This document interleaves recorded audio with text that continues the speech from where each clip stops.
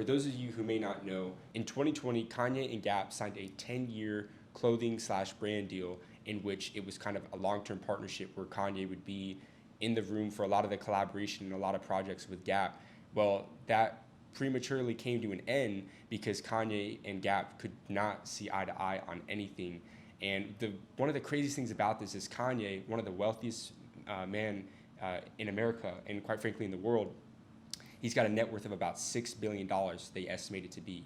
And about 3 to 4.5 billion of that net worth comes from his brand deals with Adidas and Gap. So it's kind of crazy to see how they weren't able to find common ground and get through that. So what are your guys' kind of thoughts on how that took shape? Yeah, so I think one of my main questions is, now that this deal is coming to a close, I know that he still wanted to implement some of the ideas that he had. So does he just plan on doing that through his own Yeezy brand, or how does he plan on doing that? I think that he launched on his Instagram that he's looking for representatives in every state, or at least the states with the biggest cities, that he wants to open his own Yeezy stores under his own name. So I think 100% that's the route he's going to take.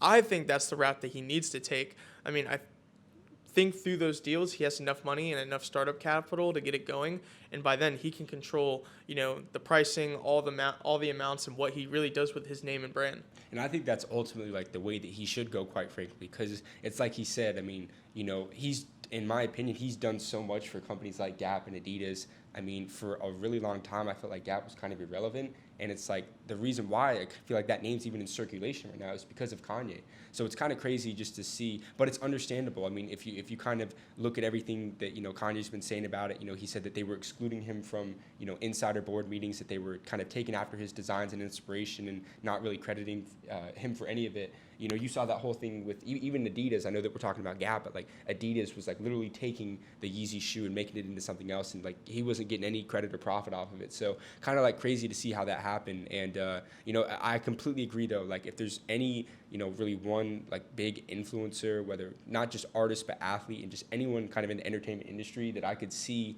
kind of like taking a brand and scaling it at the international level and potentially going global, it's Kanye. And I think, they've already started talking about opening stores up in like Atlanta, LA, New York, and all over. So I got, no matter what route they end up going, I know that they're going to crush it. I think it's interesting that he hasn't already cut out the middleman already, because if we're being honest, with these deals with Adidas and Gap, those brands aren't selling those shoes. Right. It's Kanye.